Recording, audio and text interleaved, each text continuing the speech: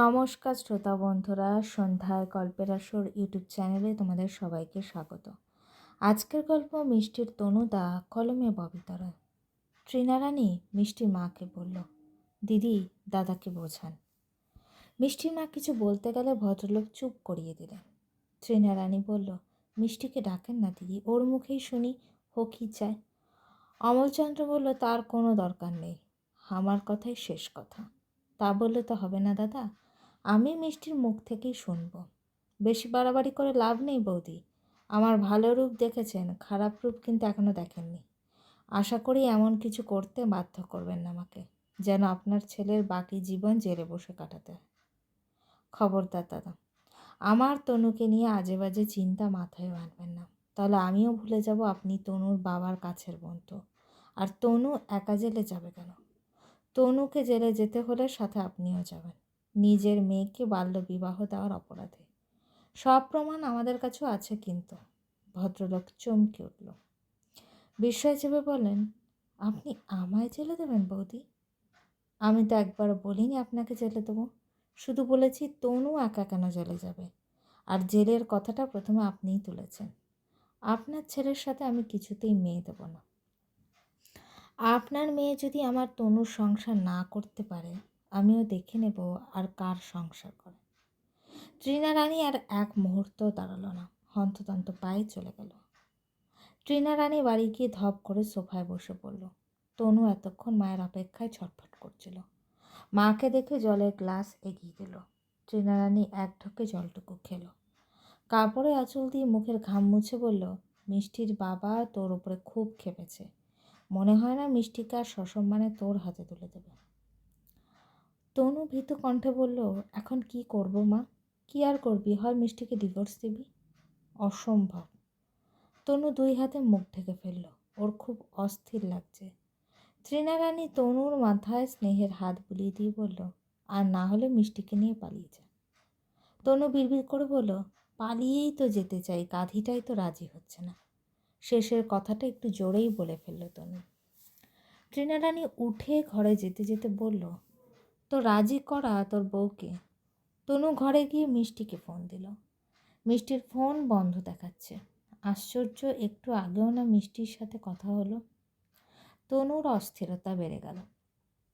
ঋতুকে phone দিয়ে বলল, মিষ্টির ফোন বন্ধ কেন জানিস কিছু? না তো। আচ্ছা, তোকে জানতে হবে না, তুই শুধু তোর ফোনটা মিষ্টির কাছে খুব সাবধানে রেখে আসবি, ভুলেও কেউ যেন না দেখে। কি হয়েছে দাদা? ঋতু কৌতূহল চেপে রাখতে পারল না। তনু বলল, অনেক কিছু হয়ে গেছে রে, আমাদের না হওয়া সংসারটা বোধহয় শুরু হওয়ার আগেই ভেঙে যাবে। ঋতু বোধহয় আজ করতে পারলো। তনুকে আর ঘাটালো না, বলল, বাটন ফোন রেখে আসলে চলবে? চলবে, তবে আগে আমাকে একবার মিসড কল দে। ঋতু তনুর বলা কথা মতো খুব স্বাভাবিকভাবে মিষ্টিদের বাড়ি গেল। মিষ্টির কাছে ঘটনা জানতে চাইলে মিষ্টি নিচু কণ্ঠে ফিসফিস করে সংক্ষেপে ঘটনা খুলে বলল। এও বলল যে মিষ্টির কাছ থেকে খুব কৌশলে ফোন নিয়ে গেছে বাবা। মায়ের ফোনটাও খুঁজে পাচ্ছে না মিষ্টি, সব ফোন বাবার কাছে জিম্মি রাখা। তবে তনুর ব্যাপারে কিছুই বলল না মিষ্টি, খুব সাবধানে গোপন করে গেল। শুধু বলল, বাবা ঢাকা থেকে তো দাদার নামে কার কাছে কি না কি শুনেছে, বাড়ি এসে আমাদের ছাড়াছাড়ি করানোর জন্য উঠে পড়ে লেগেছে। ঋতু জানে মিষ্টির বাবা একটু বুঝদার রকচটা স্বভাবের মানুষ, উনি যা একবার বোঝে সেটাই ঠিক, আর দুনিয়া শুদ্ধ সবাই ভুল। ঋতু কথা বলতে বলতে খুব সাবধানে সবার চোখে ফাঁকি দিয়ে মিষ্টির হাতে ফোনটা তুলে দিয়ে ফিসফিস করে বলল, দাদাকে ফোন দিস, তোর সাথে কথা বলবে। এখন আমি আসি, কেমন? ঋতু চলে যেতেই মিষ্টিও গুটি গুটি পায়ে নিজের ঘরের দিকে যেতে লাগলো। মিষ্টির বাবা আচমকা পিছন থেকে ডাকলো, কোথায় যাচ্ছিস মিষ্টি? মিষ্টি ধরফরিয়ে উঠল, আর একটু হলেই হাত ফসকে ফোনটা পড়ে যেত। মিষ্টি চট করে ফোনটা ওড়নার তলায় লুকিয়ে ফেল। শুকনো ঢোক চিপে বলল, বাবা ঘরে যাচ্ছি বাবা। ওই ঘরে যাওয়ার দরকার নেই, তুই বরং তমালের ঘরে যা, তমাল আজ থেকে তোর ঘরে থাকবে। অন্নপূর্ণা বলল, কি শুরু করলে তুমি? মেয়েটা কি এখন নিজের ঘরেও যেতে পারবে না? না, পারবে না। আমি যা বলছি মিষ্টি তাই শোন। মিষ্টির খুব কান্না পেল। বাবা এমন করছে কেন আজ? প্রথমে মিষ্টির ফোন নিয়ে নিল, এখন ঘরেও যেতে দেবে না। জেঠির রাগ বাবা এখন মিষ্টির ওপরে বাড়ছে। মিষ্টি বেশ বুঝতে পারছে বাবা কি সত্যি সত্যি কখনো তনুকে মিষ্টির জামাই হিসেবে মেনে নেবে না। মানুষটাকে তো ক্ষমা চেয়ে নিজের ভুল শুধরে নেওয়ার একটা সুযোগ দেওয়া উচিত ছিল, অথচ বাবা করছে উল্টোটা। বাবার মুখের ওপর কখনো মিষ্টি কথা বলতে পারে না, আজও সাহস হলো না। মিষ্টি পা বাড়ালো মিষ্টির ছোট ভাই তমালের ঘরের দিকে। তমাল এবার ক্লাস 8-এ পড়ে। তমাল রং তুলি দিয়ে এক মনে আঁকিবুকি করছিল। দিদিকে দেখে হেসে দিল, বলল, কী ব্যাপার, তুই হঠাৎ এই ঘরে? তমাল প্রচণ্ড নোংরা স্বভাবের। পুরো ঘর রং তুলি, বই, পেন্সিল, জামা, প্যান্ট দিলে এলোমেলো করে রেখেছে। মিষ্টি বলল, বাবার হুকুম, এখন এই ঘর থেকে বের হ। খবরদার আমার ঘর একদম এলোমেলো করবি না তমাল। তমাল মুখে ভেঙচি কেটে বলল, ঢং। তমাল উঠে চলে গেল। মিষ্টি আস্তে করে ভেতর থেকে দরজাটা লাগিয়ে দিল। কোনো রকমে ওড়না দিয়ে বিছানাটা ঝেড়ে পরিষ্কার করে গড়িয়ে পড়ল। কতক্ষণ মুখে ওড়না গুজে কাঁদল মিষ্টি। তনু বারবার ফোন দিচ্ছে, একটু ফোন ধরতে ইচ্ছে করছে না। ফোনের দিকে তাকিয়ে মিষ্টির কান্নার স্রোত বেড়ে গেল। সহজ স্বাভাবিক সম্পর্কগুলো ওদের জন্য আজ এত জটিল হয়ে গেল। জেঠি চলে যাওয়ার পর বাবা হুঙ্কার দিয়ে বলেছে মিষ্টি যেন খুব শীঘ্রই সাইন করে দেয়। যতক্ষণ না ওদের মুখের ওপর কাগজটা ছুঁড়ে ফেলতে পারবে ততক্ষণ বাবার শান্তি নেই। জেঠির এত সাহস কিভাবে হলো বাবাকে পুলিশের ভয় দেখানো? জেঠি কি জানে না পুলিশ পকেটে নিয়ে ঘোরে বাবা? বাবার এই কথাগুলো না হলেও 20-25 বার বলা হয়ে গেছে। অনেকক্ষণ কান্না করার ফলে এখন একটু হালকা লাগছে। মিষ্টি দীর্ঘশ্বাস ফেলে ফোন রিসিভ করলো। তনু অস্থির হয়ে বলল, এতক্ষণ ফোনটা রিসিভ করলি না কেন মিষ্টি? এমনি। তোর কণ্ঠ ভেজা কেন? তুই কি এতক্ষণ কেঁদেছিস? মিষ্টি আবারও কান্না পেল। এই মানুষটা এত কেন বোঝে মিষ্টিকে? মিষ্টি কান্না চেপে মিথ্যে করে বলল, না। আমার কাছ থেকে কী লুকোচ্ছিস মিষ্টি? মা চলে আসার পর তোর বাবা কি তোকে কিছু বলেছে? হ্যাঁ। কি বলেছে? বলেছে একটা পেপারে সাইন করে দিতে। কিসের পেপার জানিস? জানি। তুই কি বলেছিস? আমি কিছুই বলিনি। এখন কি করবি মিষ্টি? জানি না। ব্যালকনিতে আয়, তোকে দেখব। আমি আমার ঘরে নেই। কোথায় তুই? তমালের ঘরে। কেন? বাবা এই ঘরে থাকতে বলেছে। তনু রাগ হয়ে গেল, দাঁতে দাঁত চেপে বলল, তোর বাপ চাইছেটা কি? খবরদার জানি না বলবি না মিষ্টি। মিষ্টি চুপ করে রইল। তনু নিজেকে সামলে নিল, বলল, তুই যদি আমার সংসার করতে চাস এখন একটাই পথ খোলা আছে। কি পথ? তুই আজ রাতেই পালিয়ে আসবি। আমরা দুজন কিছুদিনের জন্য দূরে কোথাও চলে যাব। মিষ্টি ভীতু কণ্ঠে বলল, বাবা যদি জানতে পারে মেরে ফেলবে আমাকে। তনু দৃঢ় কণ্ঠে বলল, তুই এখন শুধু তোর বাপের মেয়ে নয়, আমার বউ। তোর বাপের থেকেও এখন তোর ওপর আমার অধিকার বেশি। তবুও তোর বাপ কতদিন তোকে আটকে রাখবে? জানি না। আরে একবার, আবে আরও একবার জানি না বললে কি করবেন? তনু রেগে গিয়েও হেসে ফেলল। ফিসফিস করে বলল, চুমু দিয়ে কাল লাল করে দেব। মিষ্টির মুখেও লাজুক হাসি ফুটে উঠল। ইস, মানুষটার না কিছুই মুখে আটকায় না।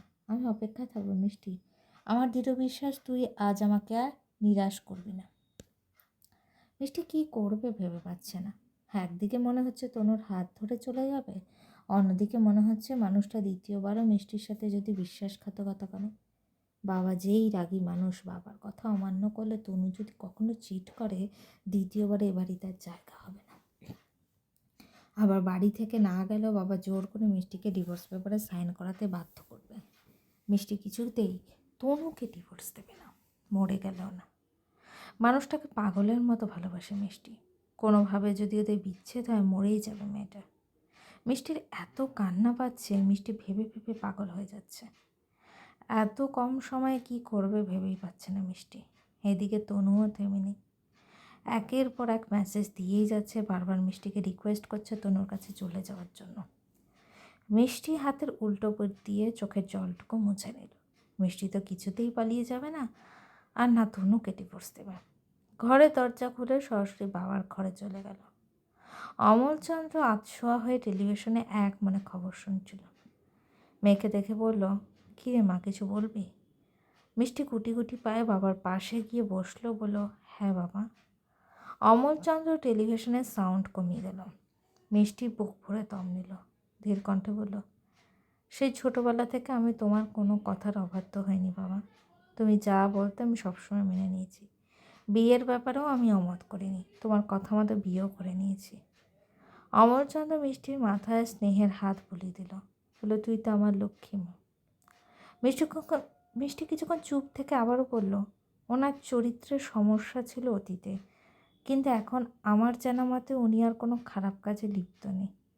ওনাকে নিয়ে আমার আর কোনো অভিযোগ নেই বাবা। আমি ওনার সাথে সংসার করতে চাই। মিষ্টি, ঘরে যা। আমার কথা এখনো শেষ হয়নি বাবা। বেশ বুঝতে পারছি যে তোর ব্রেন ওয়াশ করা হয়েছে। কেউ আমার ব্রেন ওয়াশ করেনি বাবা। ঘরে যা মিষ্টি।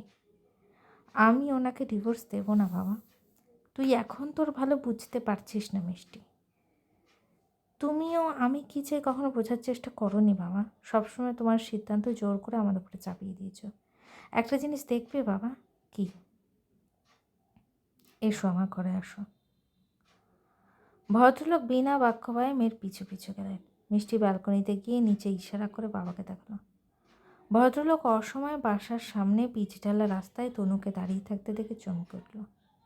মিষ্টির ঠোঁটের কোণে কিঞ্চিত হাসি ফুটে উঠল।